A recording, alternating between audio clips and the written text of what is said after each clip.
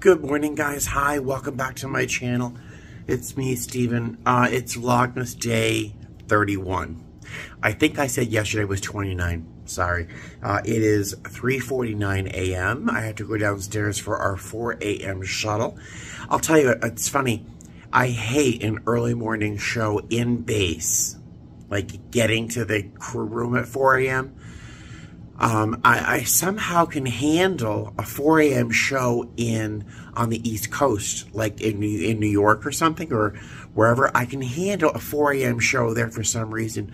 But a 4 a.m. show here on the West Coast, on a layover, just is debilitating. I don't know why. I can't describe it. But I just checked my room again for anything that I didn't want to lose.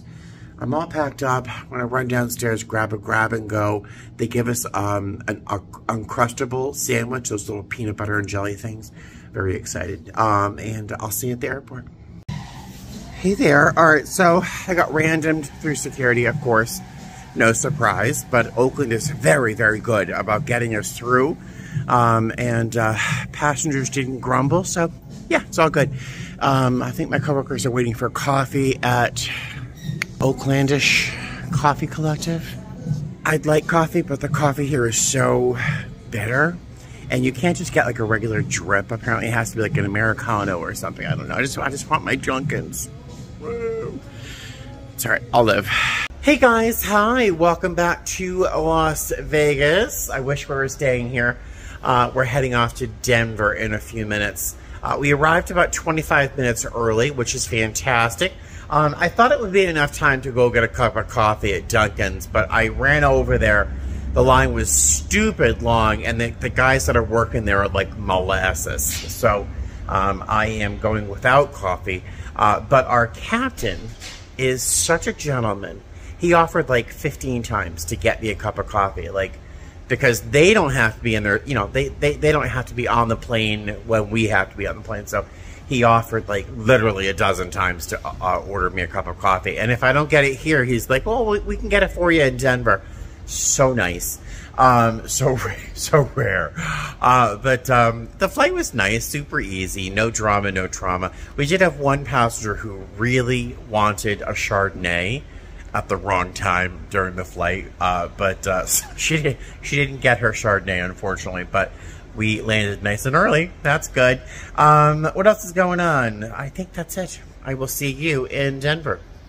Hey guys, how are ya? Welcome to Denver. Our flight here was 1 hour, 25 minutes. Our return flight's going to be 1:29. Oversold both ways. The captain is an angel. He looks a little bit like Tucker Carlson.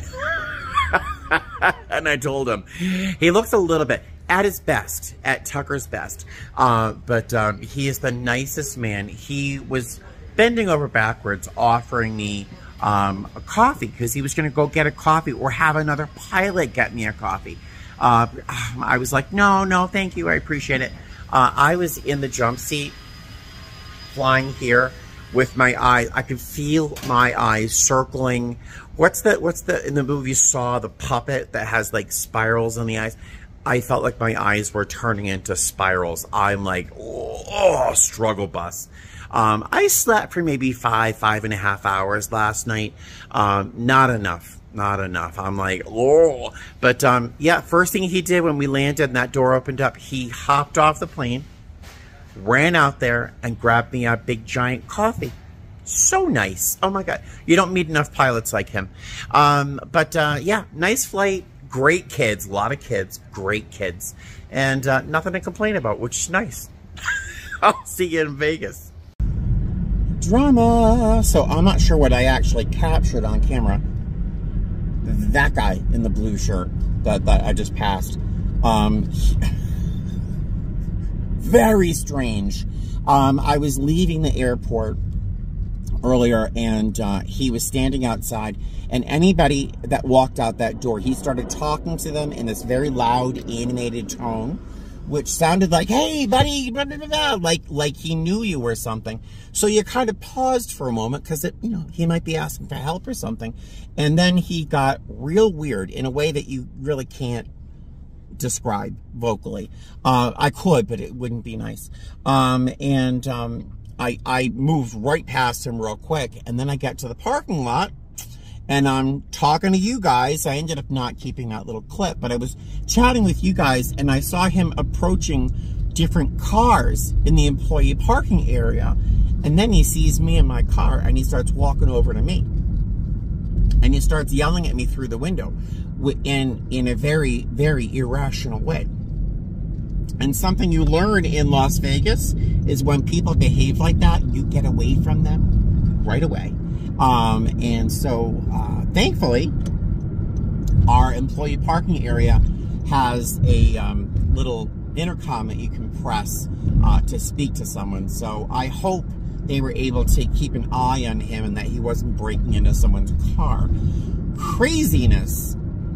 Wow. Now, I don't know, did I even say hi to you guys since my trip? I don't even know what I've been filming. That was so disturbing.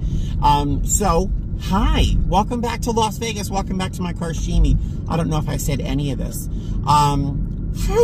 Today has been very long. But as tired as I was, I am flooded with adrenaline right now because that was very scary. So today, we flew all over the place. But our last leg from Denver to Las Vegas was pretty inconsequential. We had a little boy throw up, but he was just scared. And then, yeah, nothing really happened. Our passengers were wonderful. We had kids up and down the aircraft on all three legs, all of them really well behaved. Passengers really well behaved. Nothing went wrong. I did not really sleep as much as I would have liked to in Oakland. But I got enough sleep. The captain bought me a coffee the last leg, which was a lifesaver because I could feel myself sitting in my jump seat with my eyes rolling back into my head. I was just like, wow, hitting a wall. Yeah, the flight was, you know, no drama, no trauma until I got to the employee parking area. That's when the drama happened. But what else is going on? Oh, so I'm not sure if I mentioned this earlier. I recorded this a couple times and I didn't like anything I filmed. So here we are trying again. I'm not sure if I mentioned it or not, but I am contemplating bidding for reserve in February. No, I'm not drunk. I know. Why would a flight attendant with a line, a senior line, bid reserve in the winter? Well, first off, we have reduced flying. We're not flying as much as we had earlier, mostly because now the holiday season's over and it's before the spring break kind of season. Plus, we have a bunch of airplanes out of service. The engine manufacturers are doing some inspections of some of our engines, so that's reduced some of the flying. I was thinking, if I bid reserve with our new system, I would be one of the last people they would call. If there is a reserve assignment, they would call the most junior person first, assuming they had the days available, and then they will call the next senior person, and so on. And, you know, in base, I'm in the top 23%, so the chances of them calling me for anything is almost zip. And after the first 4 or 5 days of open time, there's nothing in open time. So there's no trips to put me on. So I'm actually contemplating bidding reserve. Now, I would have pretty much the whole month off. Every day I would have to wonder, oh, gee, I wonder if they're going to call me. The odds are very slim they're going to call me. But the other negative is that I would only get 72 hours pay. But I'm getting 72 hours pay without having to really do anything. I do get vacation time, some of it in February, so that would make up for most of my per diem. And if I could manage to pick up one trip on my guaranteed days off, that would kind of bring me back up to the number of hours or credit hours that I'm used to. So that's I'm thinking. I'm kind of putting it out into the universe and kind of thinking about it. A bunch of senior people have been bidding reserve for this reason. So that's the only reason I would bid reserve, to really be able to take a break, because I kind of need a break, and I don't think a week is enough. Yeah, that's my thought. That's kind of going out into the universe. I am heading home. I'm going to love on the cats for a little bit, give them some treats, and then I'd say about, once I get my bag ready for my trip tomorrow, I'm going to take a sleeping pill, probably about 6:30, 7 o'clock, so I can just go to sleep, get through New Year's, because I have to wake up early for a trip starting tomorrow. I'll be going off to New Orleans tomorrow morning, and then I've got a long layover there. And then I've got a short layover the next day in LA. So it's like a 12-hour layover there. Blah, blah, blah. So I'm going to sort of kind of end this video here. But I know full on that when I get home, the cats are going to be cute, or I'll have something to think about or say. So I will end this video officially in a moment or two in your time. But for the time being, I will say see you later. Has this video made any sense at all today? Probably not. All right. Bye. Hey guys, good afternoon. Oh my goodness. So I'm home. I've been home for maybe 20 minutes or so. I got in the house. Buddy is pissed. He's so mad at me, and I'm not quite sure why. He is so mad at me. Meow! He uses this very particular tone when he's mad, which is very similar to the tone he uses when he wants to go to bed, and I'm staying up too late. But he's so mad. I got home, took my uniform pieces off, and as I'm stepping out of my pants, I kind of backed up a little bit, and I stepped right into a pile of, you guessed it, cat vomit. It was dense, compact, and oddly lofty. It had volume to it. It was very funny. But anytime you introduce a cat to a new food, you run the risk of them throwing up. It's not uncommon. I think whoever ate the cat treats that I had put out, I put like a couple shakes, not 5, but also not 30. You know, just put a couple shakes of the cat treats. I think that Julia sent me. And the cats ate them up. They were gone. But one of them had a sensitive belly, and we'll work on that. But the good news is they liked the treats. That was good. What else? So yeah, I'm home. It's New Year's Eve.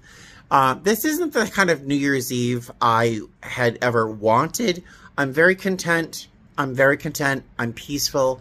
I'm accepting the life I have right now, which is like amazing. But I do have a couple resolutions for next year. Maybe not resolutions, but maybe directions I would like to point myself in with no particular pressure, you know. I do want to get my house in order. I haven't done anything really since putting my Christmas tree up in terms of getting my place to a place where I like it. Right now, it's just a lot of chaos. There's cat furniture everywhere, cat figurines everywhere. I got plants everywhere, stuff everywhere.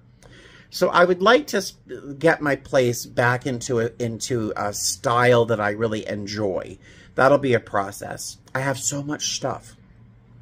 Another is journaling. I bought a journal at the museum in San Francisco. I would like to try and keep something of a journal. I'm not quite sure what to put together, but something of my schedule and maybe, I don't know, just some thoughts here and there. But I have my YouTube channel for journaling. That's what it is, really.